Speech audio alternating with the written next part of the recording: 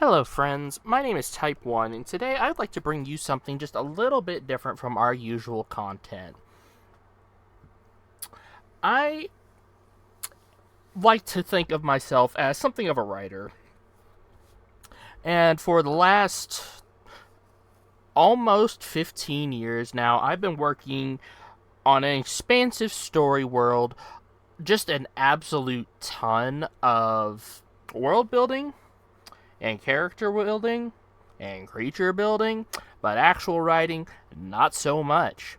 And I thought, perhaps, as a way to get myself comfortable with sharing my work with people outside my close friends, and as motivation to actually try and make a story out of my story ideas, I would share it with y'all and see what you think. We can go through this together and watch this world come together into a full product together. And I think that's a really fun idea. So today, we're here in Obsidian, a classic writer's toolbox. Now, we're going to be starting with the actual world today. See if I remember how this works. So, the world is a planet called Penrose. And it is a planet in a distant fictional solar system. Let's write that down. We're gonna write as we go.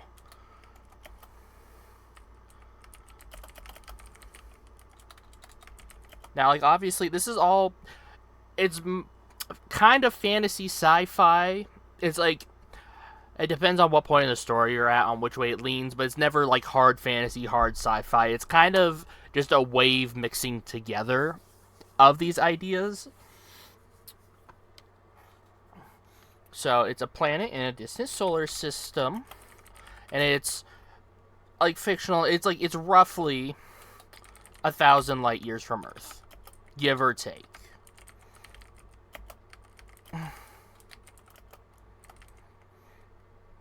Now, I always envisioned that. Here, we're gonna turn this into a little bit of a. Let's see, does that work? No, that does not work. How do I... Give me a second to figure out bullet points here. I'm not overly familiar with how this app works. I've always been a Google Chrome kind of guy, but... What if I do, like... Oh, okay, I just, like, lose my... There we go. We just need to add a space there. Okay, so it's a planet in a distant solar system, roughly 1,000 light years away from Earth. That's our first line. That's our first bit about the planet Penrose. Okay, so it's a planet in a solar system of 3 separate planets.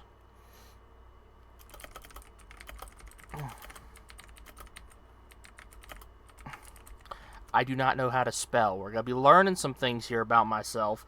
I can't freaking spell half the time. I'm a good speller, but only when it doesn't count.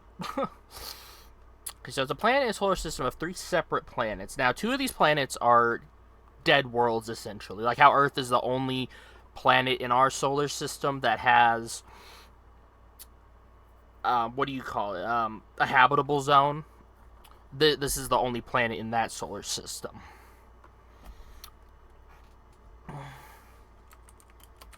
So the first planet is a scorched, rocky wasteland, while the second planet is just a frozen lump, essentially. Throw in some spicy words here. Good old word. Barren's a good word. Oh, I should change this. This is something you'll see a lot as I work. Is I type faster than I think sometimes, and I often think faster than I speak.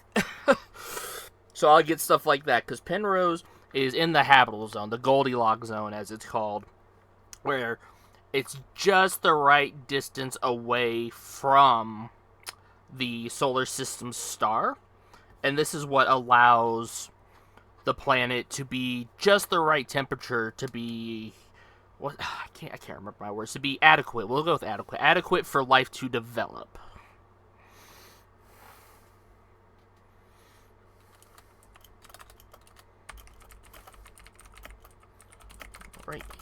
between in the habitable zone.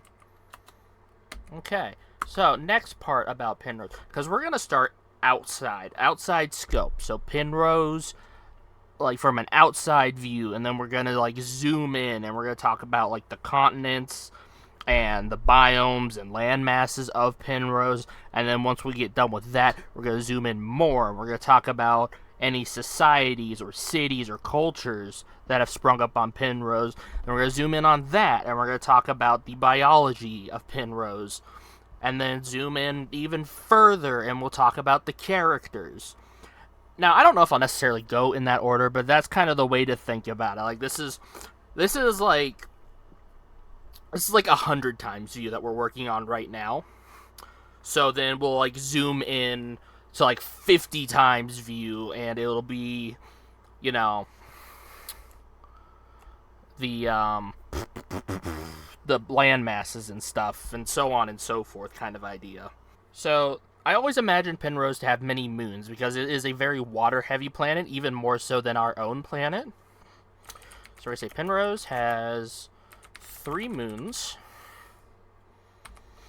And each one's a different color. I always like that idea that, like, I don't know quite how it would work. I mean, I suppose the moon has, like, I want to say it's like 12 phases. I don't remember if that's quite correct, but it's like 8 or 12.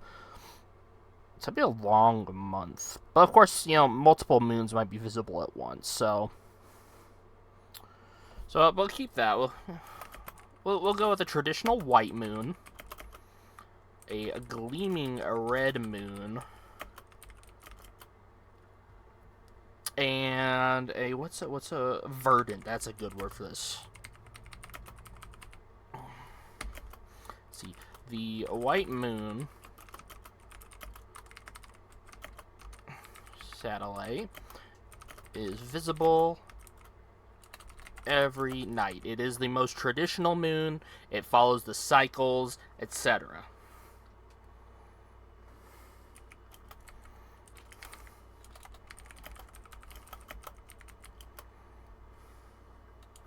Now, I don't want to say it's seen as like an omen or anything, because these are still just moons. Like, we're not like, they're not randomly showing up out of nowhere, you know.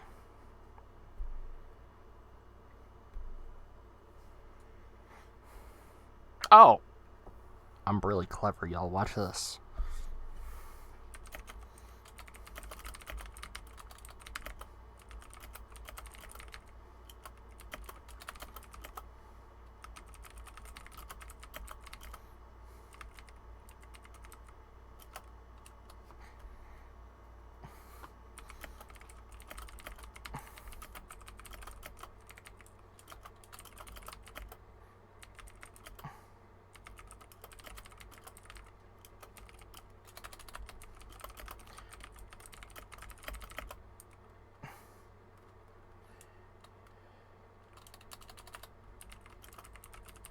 There we go. It's moons of beginnings and endings. Their rotations are so far apart from Penrose itself that only one of them, like the white moon's always available. You can always see that every night. It'll be there unless it's like, you know, like a new moon or whatever where it's completely black and like not visible kind of deal. You know, like traditional moon stuff, as we all know, as we've all experienced.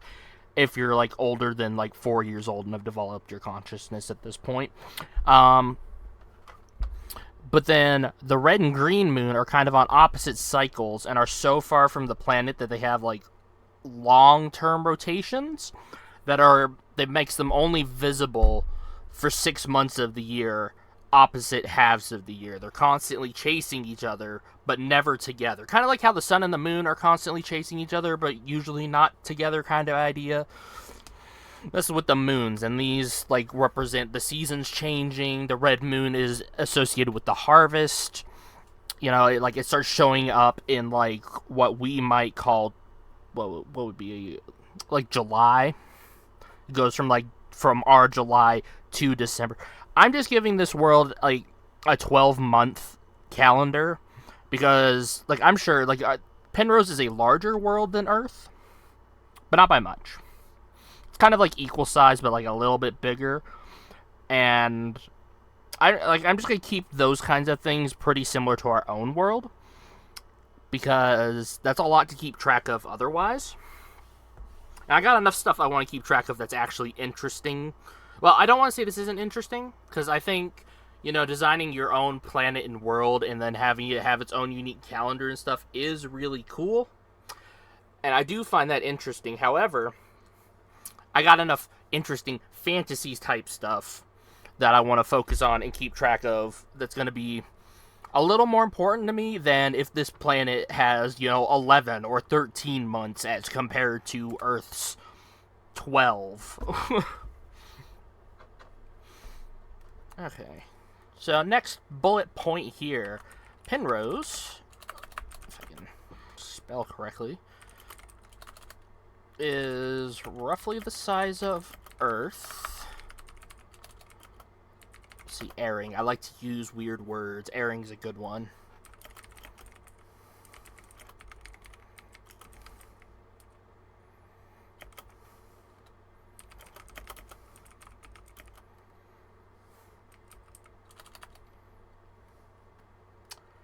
Is it solar cycle would be for the full year.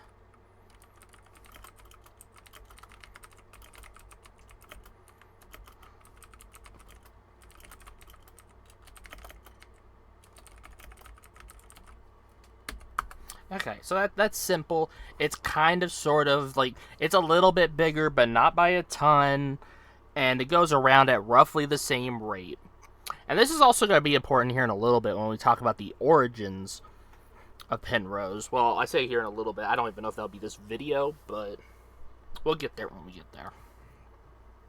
Because this is just a planet. This isn't even like the story lore or anything yet. So we'll get weird. Y'all will see the pieces come together as we go. I don't want to spoil nothing just yet, but I think we're going to have fun. I like to think I've had some cool ideas over these years. I mean, I've been working on this since I was like literally not quite a child, not quite a teenager. Like it's been ages and ages of, growing and evolving as a creator and having my ideas. Like, good lord, dude, if you can see some of the original stuff I created, it was so edgy. And not like cool Shadow the Hedgehog edgy, but more like, ow, this hurts me and is the physical embodiment of cringe edgy, like that kind of thing that all, like 12 to 15-year-olds have kind of deal. There's a lot of that. So, see, we'll say Penrose, comma, while like the planet Earth, and these comparisons to Earth are important. Just hold your horses.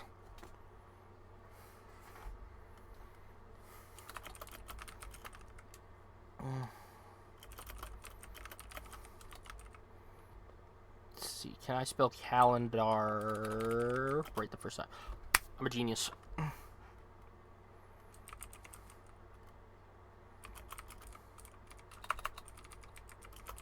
One major way. Let's see, the entire. Let's see. The ocean. We'll just say the ocean because it's all connected. Which takes up. We'll just give it a solid number here. 95% of the entire planet's surface. Now, mind you, while that is a lot of water covering the planet, you gotta remember our planet is covered in about 70% water. Just think of how much land mass we have, dude. So you bump that up by 25%, and you're still gonna have like the whole entire North American and South American and all that, like that whole continental strip straight down there would probably only be like 5% of the planet's surface. In fact, I'm gonna do a little Google here, live Google search. How much of the Earth does the North and South American continents cover? Give me a number.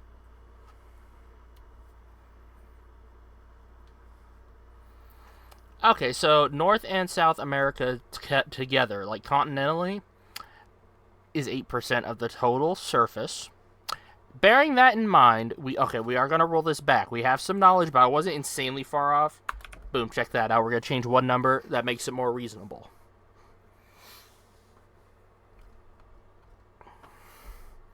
Okay, and I think from an outside perspective, this will be our last one from an outside perspective. Here, and you know what? We'll do a little bit of this. Okay, that I don't.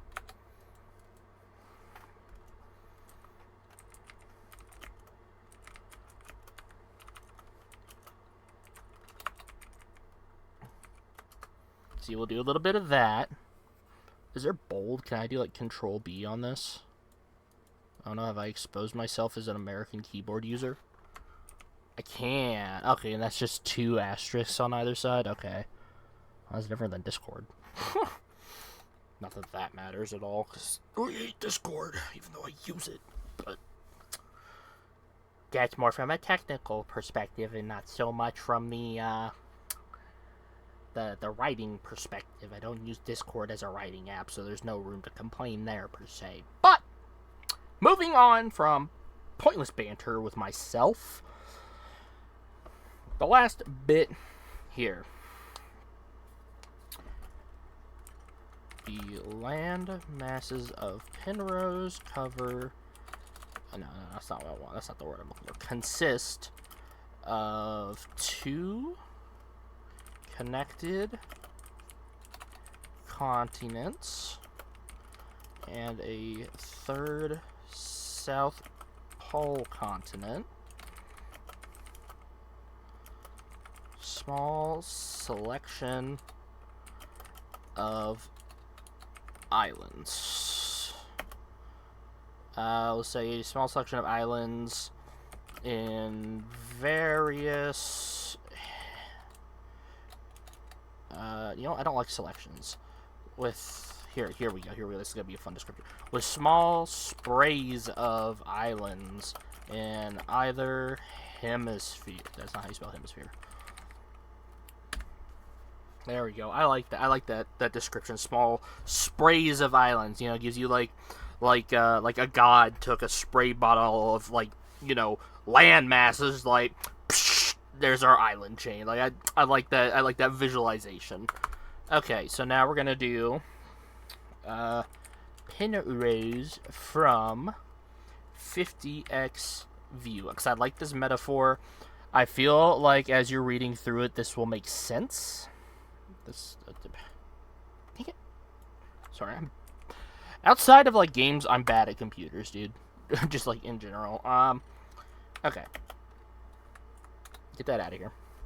Okay, so from 50 times view, Penrose is gonna be looking like the continents and the islands. So we'll go with that. Give me just a second. I do actually need reference material for this stuff. Because unfortunately, even though I have in fact created these things, my memory of names of certain like locations and stuff can be hazy at best, because I've made so much stuff, dude. So much stuff across the years. It can be hard to keep track of every single little detail sometimes. Gee, that's not what we want. This it.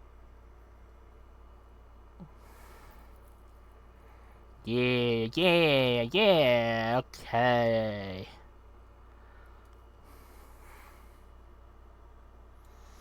Okay, so from 50 times view, a critter. Okay, well, we're gonna have to go with the old names of our continents, because my brilliant mind has forgotten the new ones I gave it that I really like. No, I didn't. Hold on. Go gadget deep brainwave thought.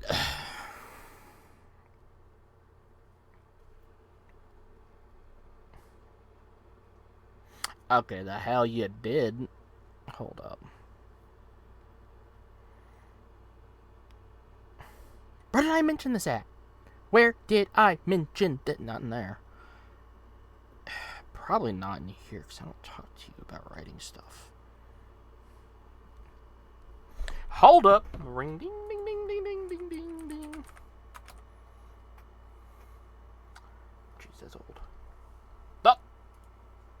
mentioned here. Where? Ha! Ha ha ha! Okay, we are locked the frick in. Okay, so... Okay. So, our continent. Now that I have remembered some names here. Possibly, maybe.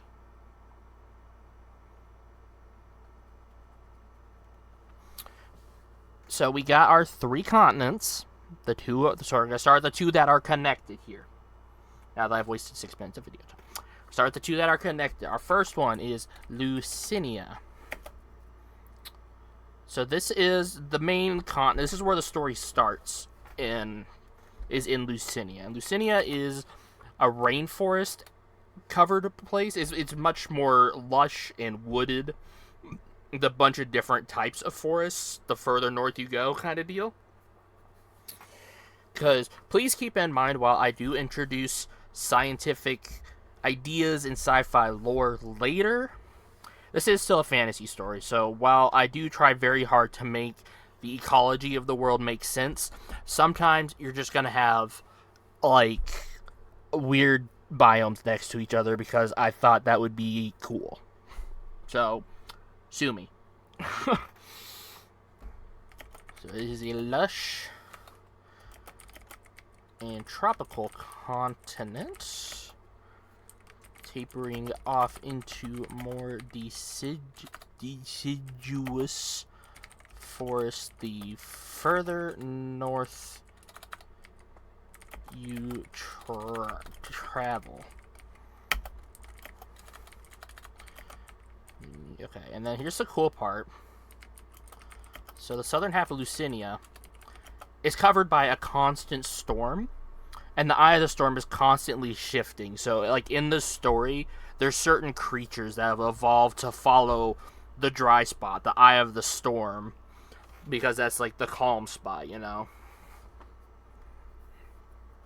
It's covered in a constant storm. Slowly, we'll say cycling because it's going in a cycle. Like it's an observable pattern. Like you can follow the eye of the storm as it goes around. And it's like almost a calendar in and of itself. Like the people who live here, if they like live in the path of the storm, you know, they might have a wet season that's 11 months out of the year, and then 1 month that's the dry season kind of idea, right? Okay.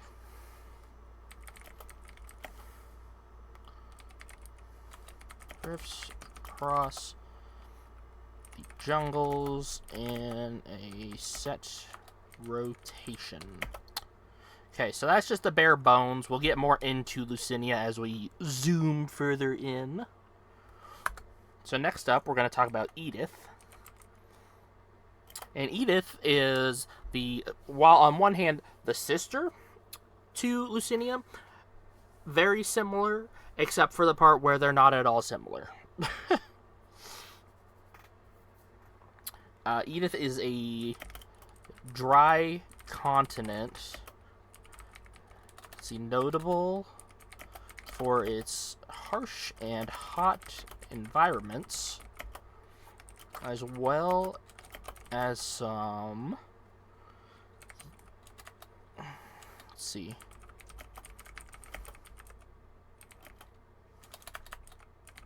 am I stupid? There we go, yeah, I'm just stupid. We'll fix this real quick. Well, some biomes, we'll go with that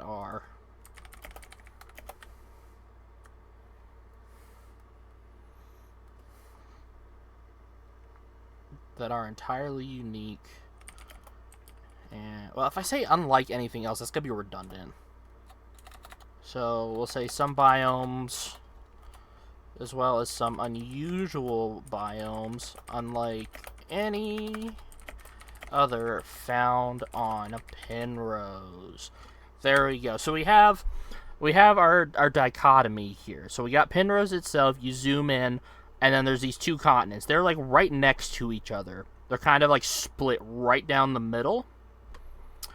And on like the left side, or what would you call it, like the western side, is Edith, a desert. It has some cooler biomes like savannas. It's got some very strange biomes. It's got deserts and what's the word? What's like mesas? It's got like deserts and mesas and savannas and stuff like that. While Lucinia is the eastern continent, and it is just absolutely complete opposite. And while it is still a very dangerous continent, it comes more from the wildlife than the actual like biomes themselves. Kind of idea. So there you got this the split dynamic between the two.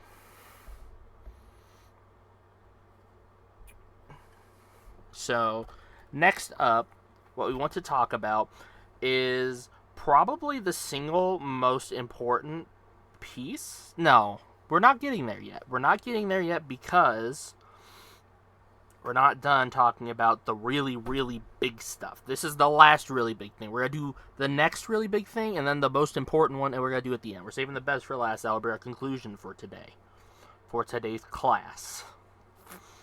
So the next one is, it's more of a subcontinent, and it is called the Mobius Strip.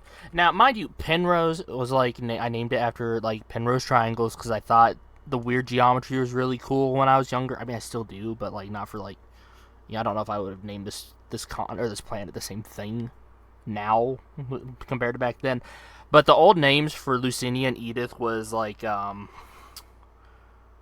don't even remember. Let me see if I can find it.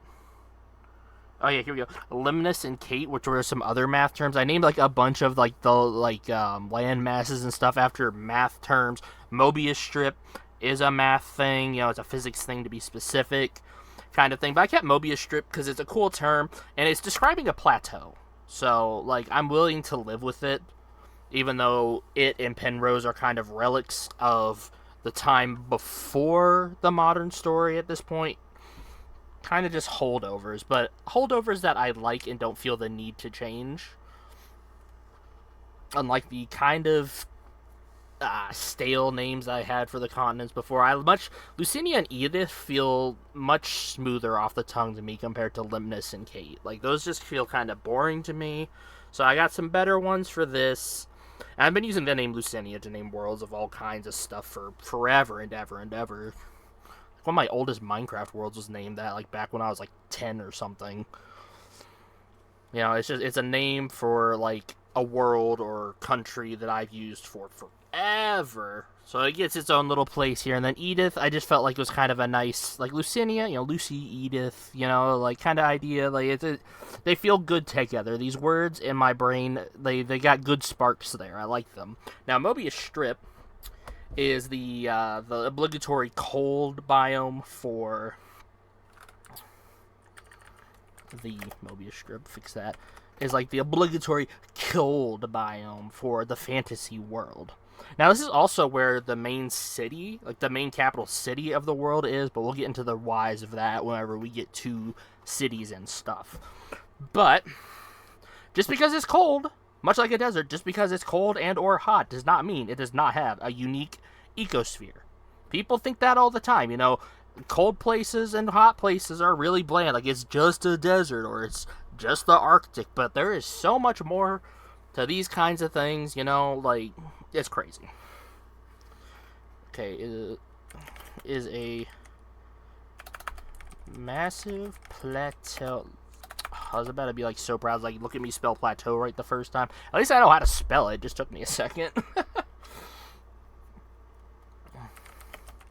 Spans across Lucinia and Edith.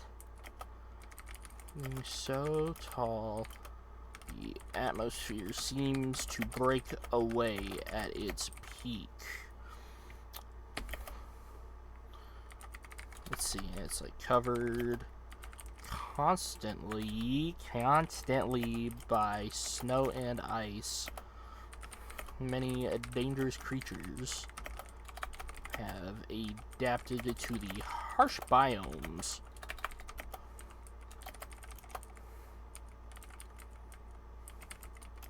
I do kind of sort of know what a subcontinent is. But for the sake of this, for my storytelling, I'm calling a subcontinent a large landmass that's not a continent, essentially.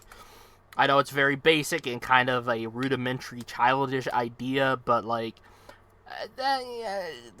sue me. You know, it's my fantasy world. If you don't like what I do with it, you don't have to freaking hang out here and participate with it, is what I'm saying.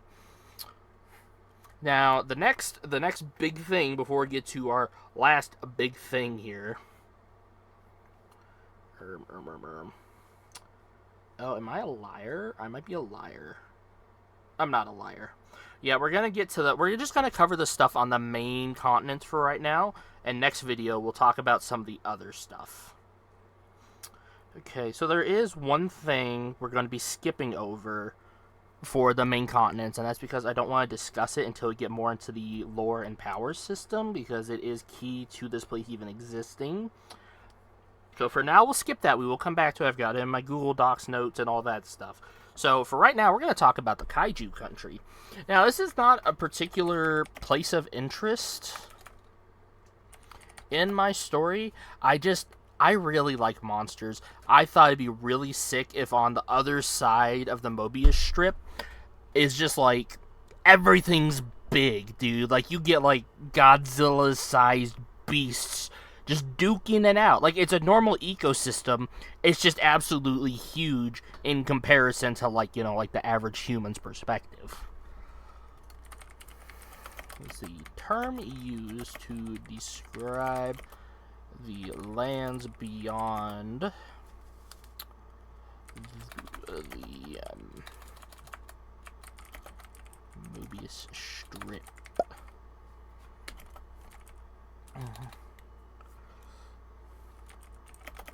A normal functioning ecosystem.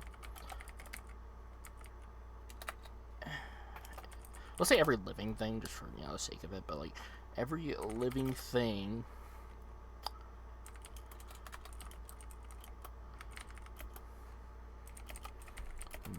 up to a massive scale that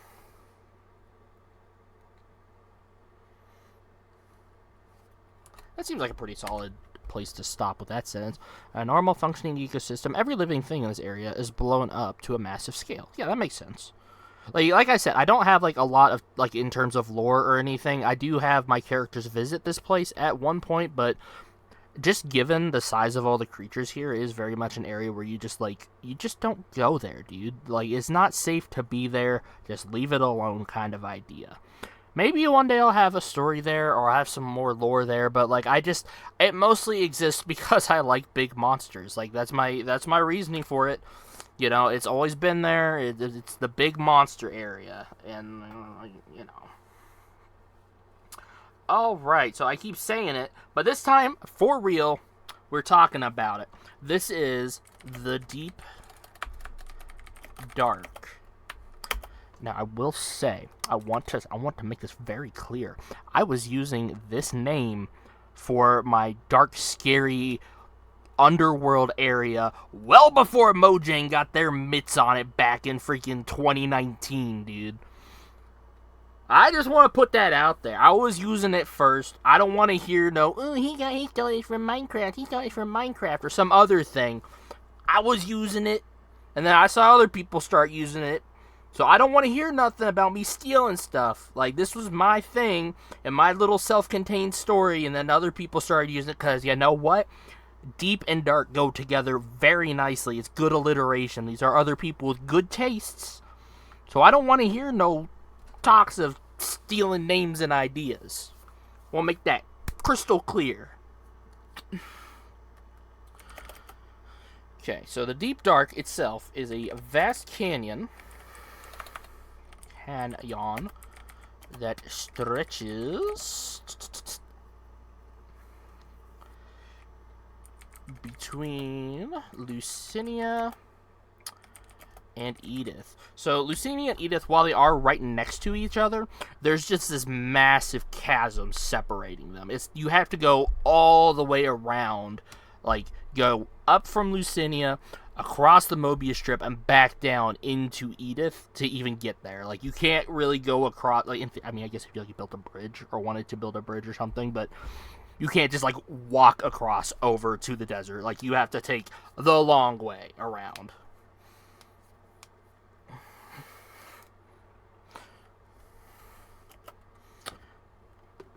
I forget. Let me check my notes again. I had a specific idea for the depth. Let's see if I still have that anywhere.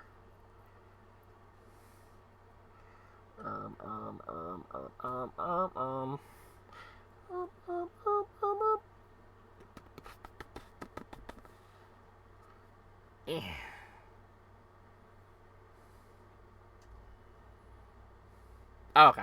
So basically, the idea of the Deep Dark in my story is that it's kind of like the deep sea, but adapted for on land. It is as deep as the Mariana Trench.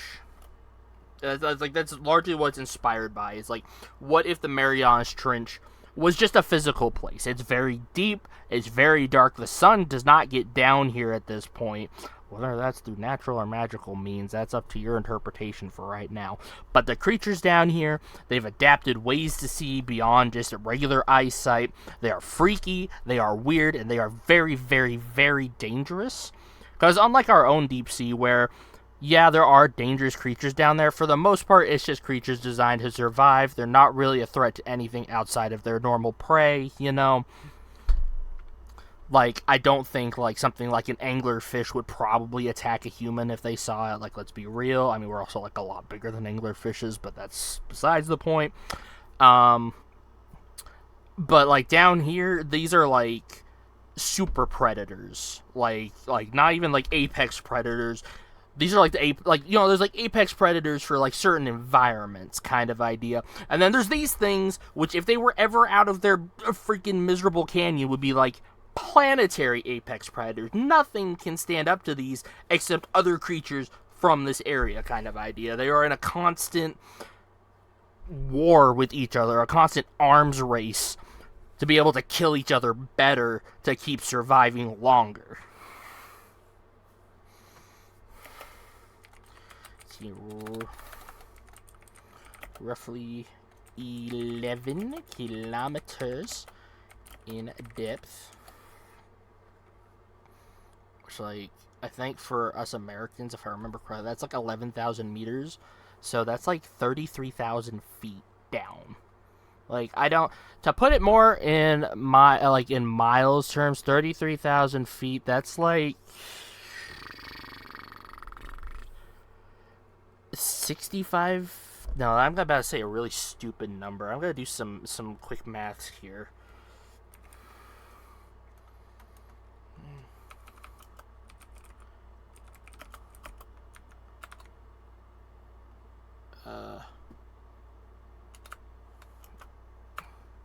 Hold on, we're gonna do some quick math. Okay, locking in.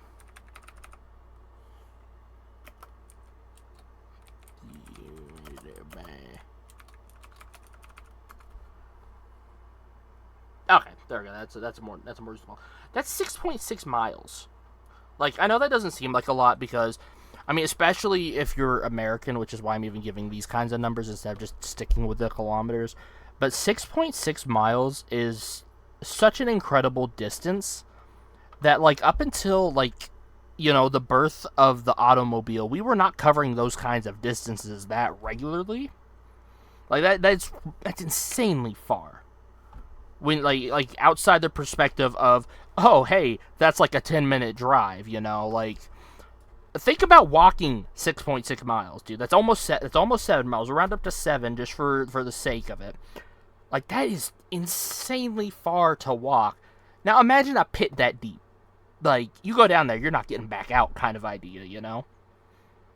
I mean, and just to keep giving more perspective, because, like, I don't expect everybody to be as weirdly tuned into certain things as I am. This is a pretty common thing for describing the Marianas Trench, and therefore the deep dark here, it is so deep. Like, yeah, the Marianas Trench is deeper than Mount Everest is tall. That's not a great, like, comparison because that size, that scale is hard to imagine. But the highest point on Earth would not reach the top of the trench. Is like, that's monumental. I've never really thought about having to describe how far something is without using like landmarks in my general area I know. So it's kind of hard. It's like, oh yeah, it's just like it's like from home to the Dollar General. It's like y'all don't know where I live. You don't know where my Dollar General is. Like, you don't. That's a terrible comparison. Okay, so this is where we're gonna be stopping for today. So I just want to touch on Deep Dark a little more. So, as far as my story goes, the magic in the world, it makes the bottom of this place, it makes it a lot like the deep sea. There's no natural light down here, really. Like, light's not really a thing, so creatures down here have adapted to sea in other ways, and I do have some pretty unique ways that I've thought up for some of these creatures. I can't wait till we get to the creatures, dude. I love my creatures so much. I love my characters. Like, my main character, that's my girl, that's my daughter, that's my brainchild, I love her to death, but my creatures, dude, those are part of my soul, dude. I put my freaking blood into making those things. I love them so much. And we'll get there when we get there for them. But, like, this place is a lot like the deep sea, which I want to add on here, includes the deep sea gigantism. These creatures have grown to much larger sizes than any, like, similar species on the surface would have. They're massive, and they're dangerous, and they're very strange. And very, very good at hunting. Or, trapping, snaring, however you need to survive. But we didn't get a ton done here, but we've got what I'd like to say is at least an understanding of the world so far for y'all. So, next video, we'll start expanding out away from the main continent, and we'll talk about some of the islands and stuff. And maybe you start getting into some of the cities and whatnot. But for right now, that will be everything from me today. If you enjoyed the video, please leave a like, comment, or subscribe. Heck, all of the following? That'd be great, even. I'd like to make it to 100 subscribers before the end of the year. And if y'all would like to help me with that, I would greatly appreciate it. But for the meantime, this has been Type 1, and I'm wishing you a good morning, evening, and afternoon.